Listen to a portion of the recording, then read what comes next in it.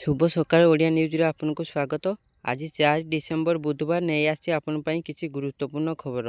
आपण मानक अनुरोध वीडियोटी को शेष पर्यंत देखा सो चैनल टी को सब्सक्राइब करूँ। शीतलहरी जारी 5 जाए झिपिझिपि वर्षा। राज्य में शीतलहरी जारी रही बेले विभिन्न स्थान में झिपिझिपि वर्षा होउछि। सोमवार राज्य में विभिन्न स्थान हालुका मध्यम धरण वर्षा रेकर्ड करा जाइछि।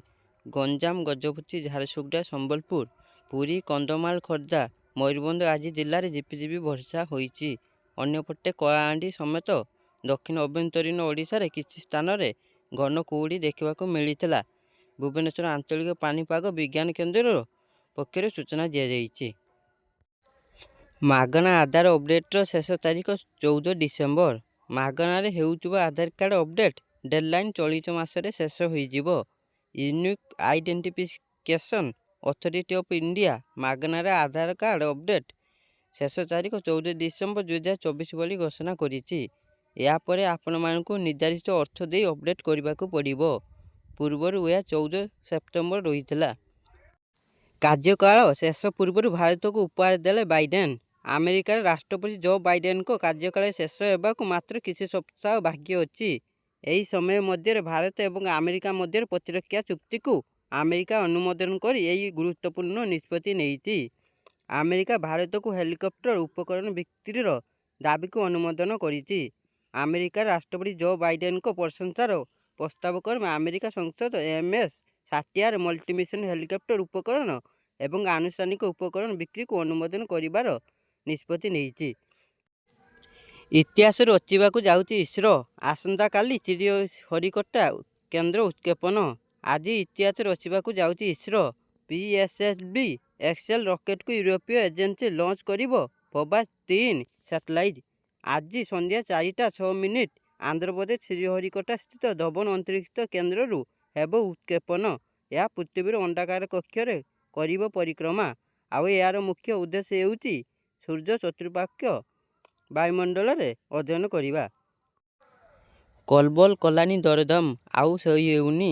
बजार रे केवल आलू महंगा एमिति गोटे धारणा तैयारी हेउछि। हांडी चाଳରେ भी कमिछि आलूर पतियारा।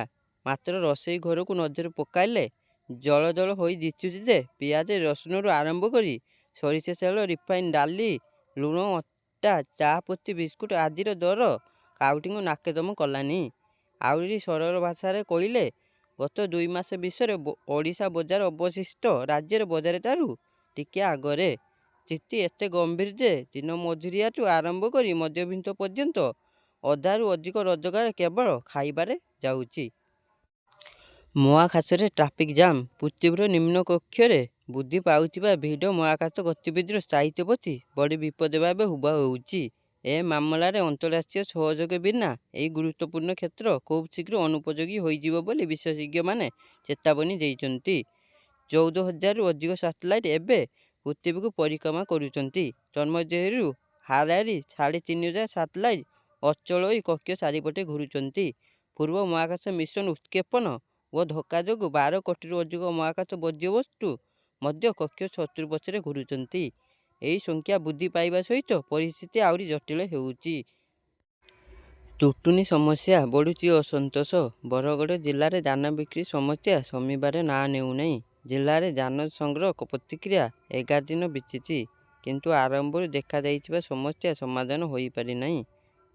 टोकन कटकणा कटनी चटनी समस्या लगी रही। याकु नहीं जिले में साक्षी असंतोष बढ़िया बेले एक बड़ आंदोलन मुंड टेकिछि। गृह में विधायकों दरमा और पूर्वतन विधायकों पेंशन वृद्धि दाबी। विधायकों दरमा और पूर्वतन विधायकों पेंशन वृद्धि पाई विधानसभा दाबी उठी। MLA लाट 3 रु 5 कोटी को वृद्धि करने को दाबी कर समस्त सदस्य। MLA लाट वृद्धि 5 कोटी करा जाऊ। सांबादिकों स्वास्थ्य बीमा 20 लाख को वृद्धि करा जाऊ। विधायकों मानक दरमा 2.5 लाख एवं पूर्वतन विधायकों मानक पेंशन 70,000 करा जाऊ। विश्व प्रसिद्ध ताजमहल को बोमा द्वारा उड़ाई देबाकू धमक। यूपीर आग्रारू एक बड़ खबर सामना को आसुची। आग्रार विश्व प्रसिद्ध ताजमहल को बोमा द्वारा उड़ाई देबाकू ईमेल जरिया धमक मिली। SCB चा सिक्यूरिटी सैयद अहमद कहते पर्यटन विभाग को यही ईमेल मिली। ଏନେଇ ଚାନ୍ଦକୋଟ ଥାନାରେ ଏକ ମାମଲା ରୁଜୁ ହୋଇଛି। ଅଧିକ ତଦନ୍ତ ଜାରି ରହିଛି। ବିଗତ କିଛି ଦିନ ହେଲା ଦୁର୍ବୃତ୍ତମାନେ ସ୍କୁଲ, ବିମାନ ଓ ହୋଟେଲକୁ ବୋମା ଧମକ ଦେବା ପରେ ଏବେ ପର୍ଯ୍ୟଟନ ସ୍ଥଳୀଗୁଡ଼ିକୁ ଧମକାଇବା ଆରମ୍ଭ କରିଛନ୍ତି। ବିଶ୍ୱର 7ଟି ଆଶ୍ଚର୍ଯ୍ୟ ମଧ୍ୟରୁ ଅନ୍ୟତମ ତାଜମହଲକୁ ବୋମା ଧମକ ମିଳିବା ପରେ ସୁରକ୍ଷା ଏଜେନ୍ସିକୁ ସତର୍କ କରାଯାଇଛି। ହସ୍ପିଟାଲ ପରେ ଏବେ ହୋଟେଲ। ବାଂଲାଦେଶୀଙ୍କ ଏଣ୍ଟ୍ରି ଉପରେ ଲାଗିଲା ବ୍ୟାନ୍। ପ୍ରଥମେ ହସ୍ପିଟାଲ ଆଉ ଏବେ ହୋଟେଲ।